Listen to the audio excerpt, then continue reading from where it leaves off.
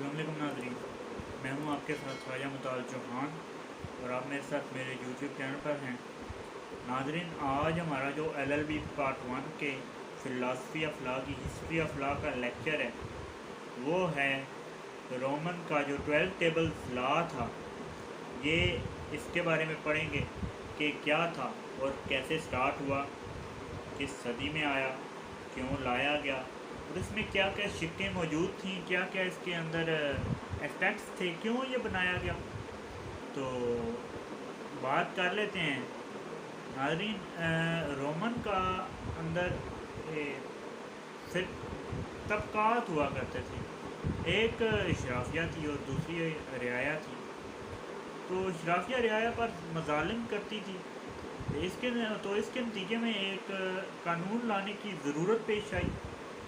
तो फिर ज़ाहिर है जब ज़रूरत पेश आई तो कानून लाना था।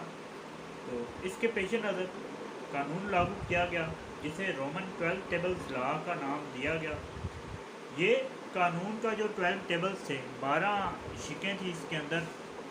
तो ये 5वीं सदी क़ब्ल अज़ मसीह में ये लागू हुआ, बनाया गया इसे, जिसमें दोनों के जो दरमियान में तनाज़ात थे इशराफिया और जो रियाया के दरमियान में, उन्हें ख़त्म कर दिया गया। और इसको 12 टेबल्स इसलिए कहा गया क्योंकि ये टेबल्स की फॉर्म में ब्रॉन्ज़ के, लकड़ी के या पत्थर के तख्तों पर लिखा जाता था और इसे फिर बनाया गया इस तरीके से, इसलिए इसे रोमन 12 टेबल्स लॉ कहा गया। तो इसे बनाने का मकसद था कि दोनों के दरमियान मसाइल हल हो जाएँ। अब बात करते हैं कि इसकी शिकें कैसी थीं, क्या क्या इसमें लागू किया गया। सबसे पहले तो जुडिशरी सिस्टम को सुधारा गया इसके अंदर। जुडिशरी सिस्टम के हवाले से जो शिकें थी इसके अंदर वो ये थी कि अगर किसी शख्स को अदालत तलब करती है कि तो उसे लाजमन अदालत के सामने पेश होना होगा। किसी भी सूरत वो अदालत से इनहराफ नहीं कर सकता, अदालत से हट नहीं सकता, उसे अदालत के सामने पेश होना है, चाहे कुछ भी हो जाए। तो 3 दिन का उसे वक्त दिया जाता और अगर 3 दिन के अंदर कोई पेश ना हो तो उसे अदालत उठा लेगी।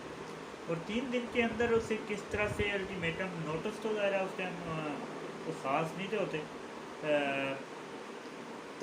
तबल बजाया जाता था और इस तरह से एक आवाज़ लगाने वाला उसके घर के बाहर, हुजरे के बाहर जाके आवाज़ लगाया करता था कि अदालत के सामने हाज़िर हो जाओ।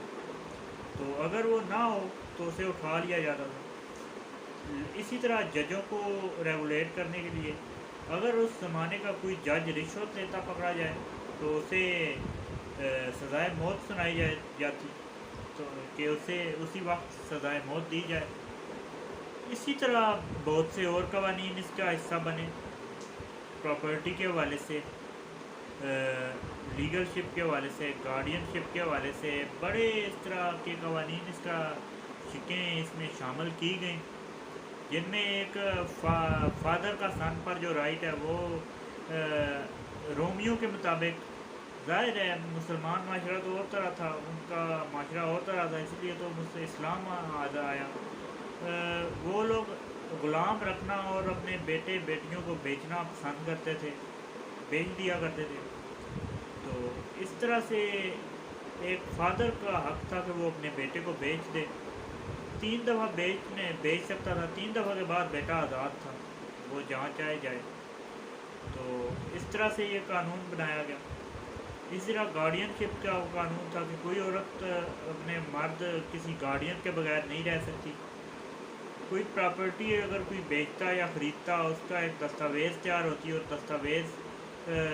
दस्तावेज़ी सबूत होना ज़रूरी था प्रॉपर्टी का। इसी तरह माशरे को तरतीब देने के हवाले से अगर कोई बिल्डिंग बनती तो उसके दरमियान 2.5 फुट का फासला होना ज़रूरी था। अगर 2.5 फुट का फासला ना हो तो वो फिर गैर कानूनी बिल्डिंग थी। इसी तरह अगर कोई फील्ड्स होती थी जहाँ पर काश्त की जाती थी, उसके दरमियान 5 फुट का फासला ज़रूरी था एक से दूसरी काश्त के दरमियान, और एक शख्स की ज़मीन का दूसरी शख्स की ज़मीन के दरमियान 5 फुट का फासला होना लाजमी था।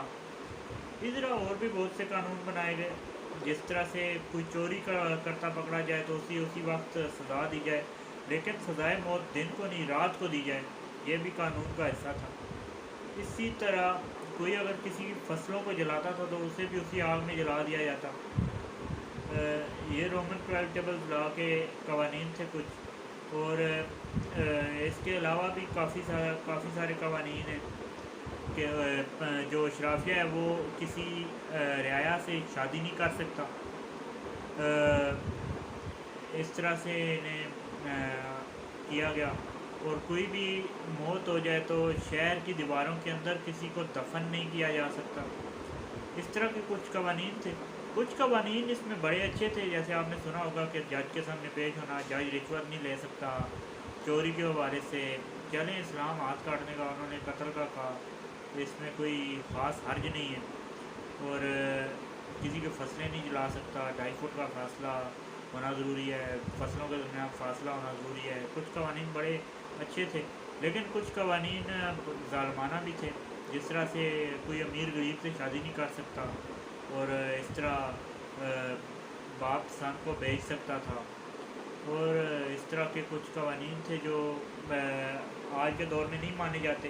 کچھ قوانین آج کے دور میں مانے جاتے ہیں۔ آپ کو بھی اندازہ ہوگا کہ کون سے قوانین آج کے دور میں بھی لاگو کیے جاتے ہیں، آج کے دور میں بھی انہیں مانا اور جانا جاتا ہے، اور کون سے قوانین ایسے ہیں کہ جنہیں آج کے دور میں بالکل اہمیت نہیں دی جا سکتی اور نہ ہی دینی چاہیے۔